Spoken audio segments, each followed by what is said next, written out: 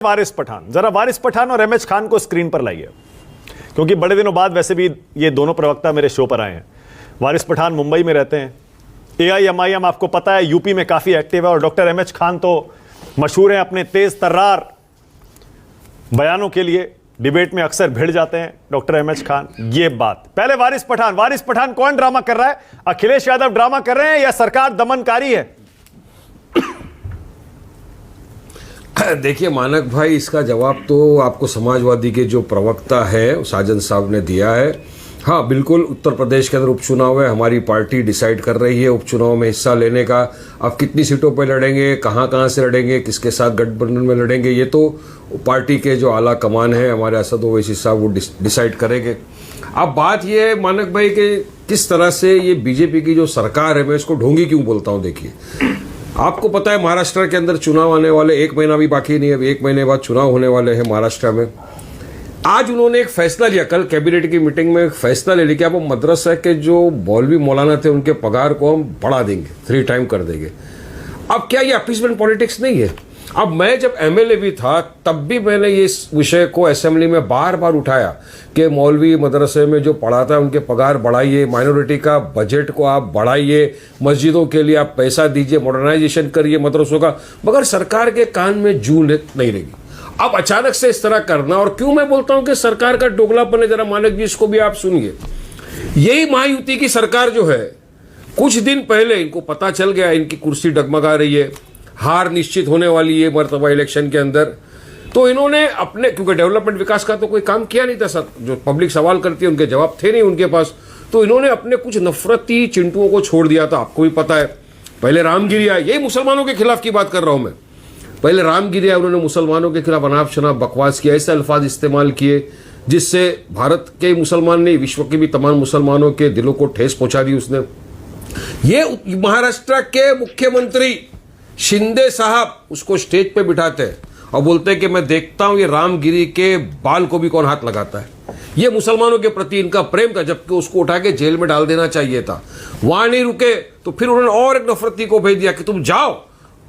अब पोलराइज करने का टाइम आ गया, क्योंकि अपन डेवलपमेंट के नाम पे फेल हो चुके हैं। पोलराइज करना, गाय गंगा दंगा मंदिर मस्जिद पाकिस्तान मंगलसूत्र घुसपैठिया जिन्ना तमाम चीज को लाना है, तुम घुसो। तो सबसे टारगेट सब कौन है? मुसलमान। अब वहां पे भेजा उन्होंने राणे को, छोटा वो आया, उसने तो और धमकी दे दिया मस्जिद में घुसेंगे और मुसलमानों को चुन चुन के मारूंगा। अब ये अल्फाज का मानक भाई ठीक है, हमने जवाब दिया कि मुसलमान कोई किसी के बाप से डरता नहीं है, हाथ में चूड़ियां पहन के हम भी नहीं बैठे। तू आएगा बेटा मस्जिद पे 2 टांग पे, मगर मुझे यकीन है कि तू जाएगा तो स्ट्रेचर के ऊपर, ये तो 100% फिक्स है। उसके खिलाफ एफआईआर होते हैं। महाराष्ट्र के उप मुख्यमंत्री देवेंद्र फडणवीस जी कॉन्क्लेव के अंदर बैठ के उनको सवाल करता है एंकर, बोलते तो क्या हुआ, उसके खिलाफ उन्होंने एफआईआर किया ना, वो हिंदू सकाल के साथ जुड़ा हुआ है ना, वो तो इस तरह की बयानबाजी करेगा। अब सोचिए ये हाल इन्हें महाराष्ट्र का कर दिया, मुसलमानों के प्रति इतना नफरत फैला दिया पूरी तरफ से, मुसलमानों के दिलों को चकनाचूर छन्नी कर दिया, और यहां पर आप अब इलेक्शन के टाइम पे आके ये बोल रहे हो, तो क्या ये सरकार का दोगलापन नहीं है? क्या ये सरकार का 2 मुहैया चेहरा पब्लिक के सामने नहीं आया? जनता जनार्दन बन गई, जनता को सब समझ में आ रहा है क्या हो रहा है, क्यों हो रहा है। तो हम लोग ये बोल रहे हैं ना, नफरत जो फैल रही है ये इनकी तरफ से नफरत फैल रही है। दूसरी तरफ अब हमारे लिए ये भी है ना, महाविकास आघाड़ी वाले भी है जो मोहब्बत की दुकान खोल के रखी हुई है पूरे देश भर के अंदर। मोहब्बत की दुकान वाले भी मुसलमानों के लिए कुछ नहीं बोलते। मानक भाई 10 सेकंड में अपनी बात को कंप्लीट करूंगा। थोड़ा मोहब्बत की दुकान पे बोला जाए, मोहब्बत की दुकान पे बोला जाए। मानक भाई, शिमला में हिमाचल के अंदर इनकी सरकार थी, एकदम मस्जिद को तोड़ने के लिए लोग चले गए, मुल्ले कटवे काटे जाएंगे साहब, तमाम नारे लग गए, कोई एक्शन नहीं। महाराष्ट्र में रामगिरी बोल गया, कोई एक्शन नहीं। राणे पे कोई अल्फाज नहीं, नरसिंहानंद पे कोई अल्फाज नहीं। अरे इनको 90% मुसलमानों के वोट चाहिए मानक भाई, सबसे बड़ा प्रॉब्लम ये उबटा, ये कांग्रेस सब ने मिलकर 90% मुसलमानों के वोट ले लिए। लेकिन जब मुसलमानों की बात है हक की, अरे या तो हद पार हो गई, मुसलमानों की बात आती तो मुंह में दही जम जाता है, मुसलमान का नाम भी नहीं लेते।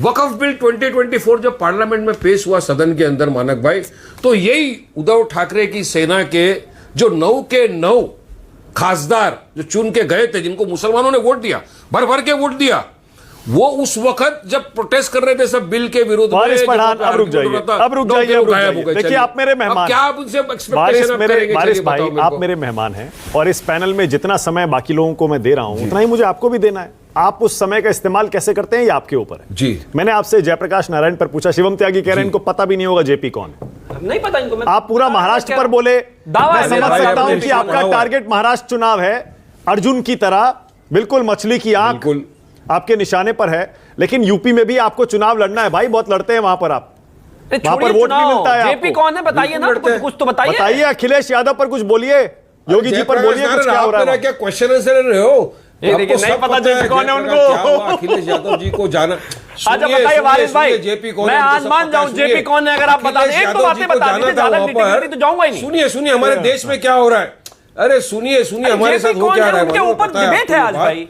अखिलेश यादव जैसा आपको भी पता है, मेरे को भी पता है, देश को मुझे पता नहीं है, पता है, तो आपसे ये पूछना देश चाहता में हूं। रात से क्या हो रहा है तुमको नहीं पता है क्या?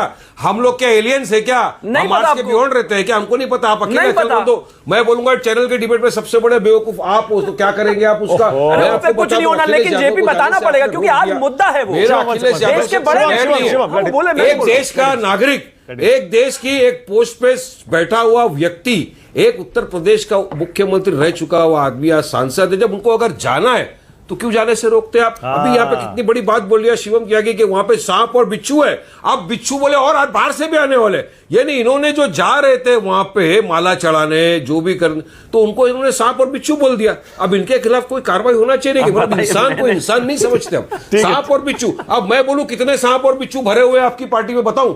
मैं अगर गिनने जाऊंगा तो लिस्ट खत्म हो जाएगी, 3 घंटे तक मुझे बोलता रहना पड़ेगा। और आप यहाँ पे क्विज कॉन्टेस्ट कर रहे हो कौन है जेपी?